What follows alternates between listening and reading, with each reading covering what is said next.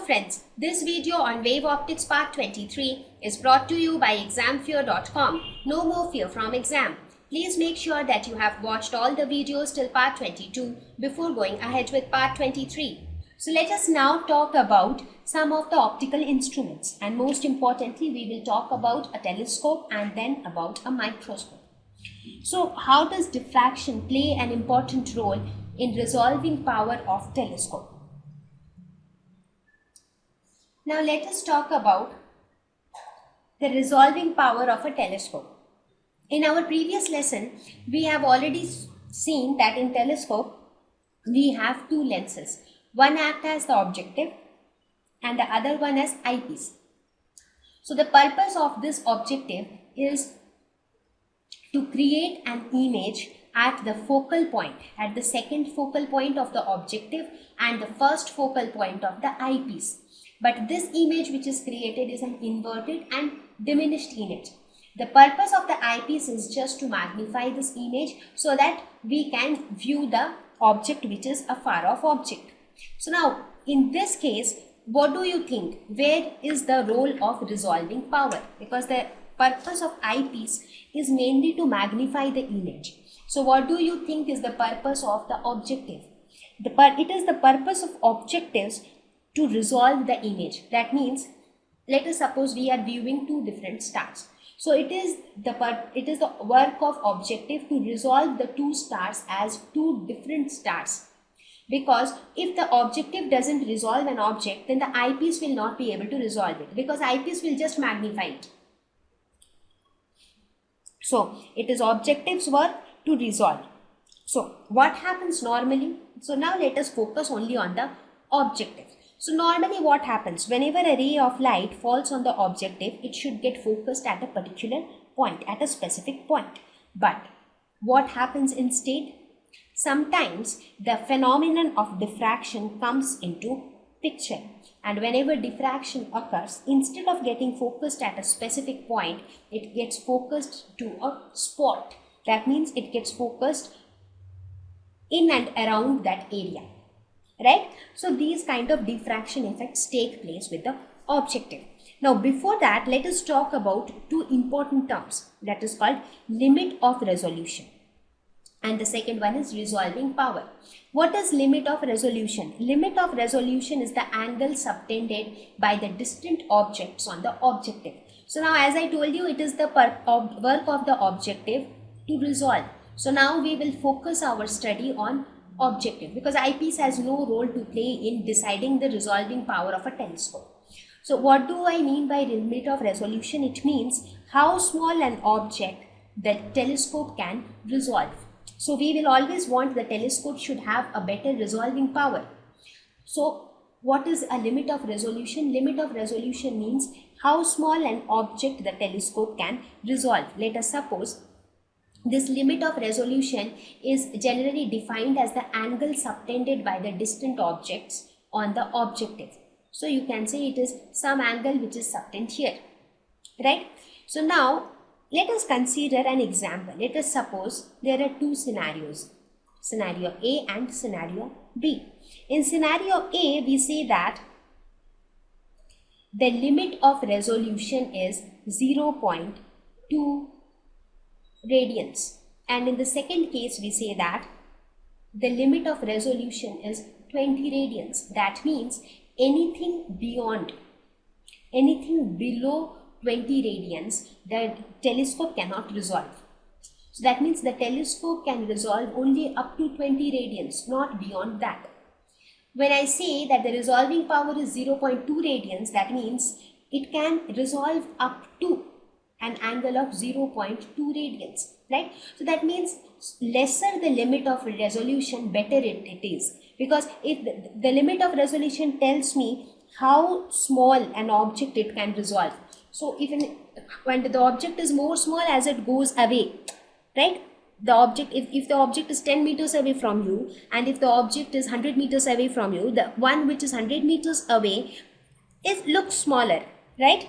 So that means it is better if the telescope is able to distinct very small images. So that means it is always preferable to have smaller value of limit of resolution. So we say that if the smaller is the value of resolution, the greater is the resolving power of the telescope.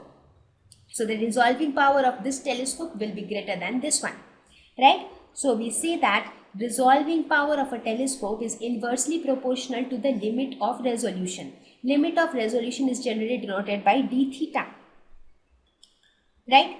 And how do we find out the limit of resolution? This limit of resolution is directly proportional to the wavelength of light used, and it is inversely proportional to the diameter of the objective or the aperture.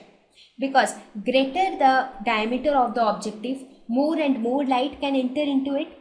Now, since if more and more light enters into it, the telescope will be able to have more detailed information, so it can add more detailed information to the image. So it is always preferable to have an objective of larger diameter, because if the diameter is large, more and more light will enter.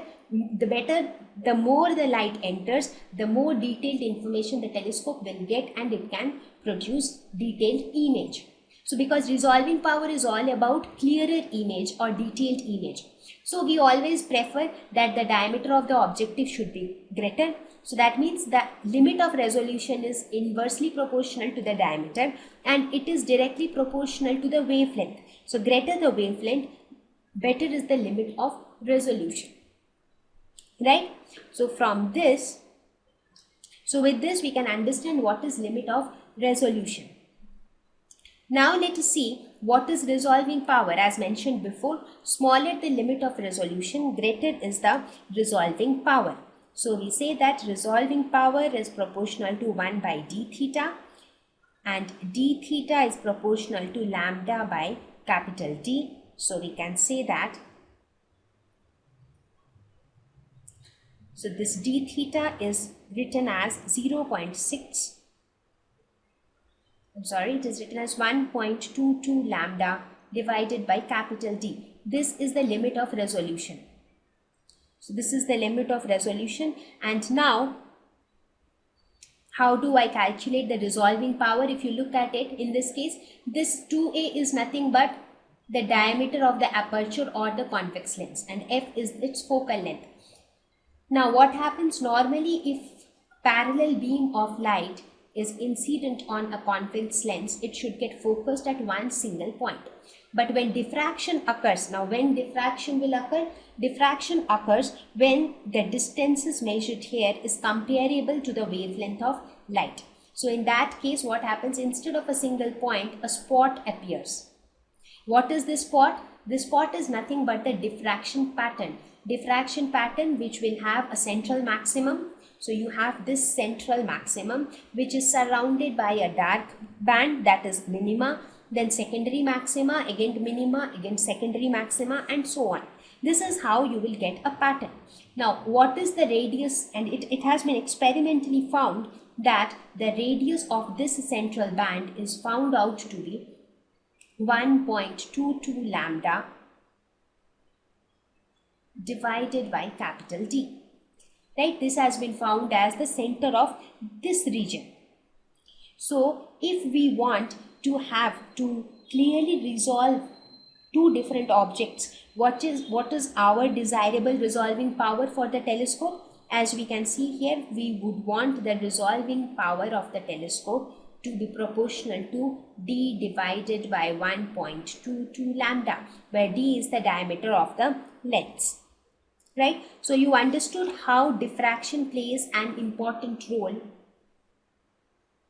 in determining the resolving power of telescopes, because with the help of diffraction we can calculate the radius of this central region, right? Because we get a spot. So we find out the central maximum or the position or width of the central maximum using the diffraction phenomenon pattern.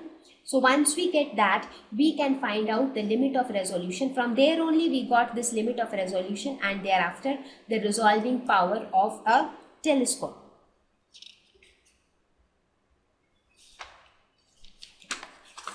Let us now talk about, so what is the conclusion here? A telescope must have a large diameter objective for better resolution. Thank you. Please visit examfear.com to watch free educational videos, try free online tests, get the best quality study materials, study from the best tutors and mentors, and much more. Thank you once again.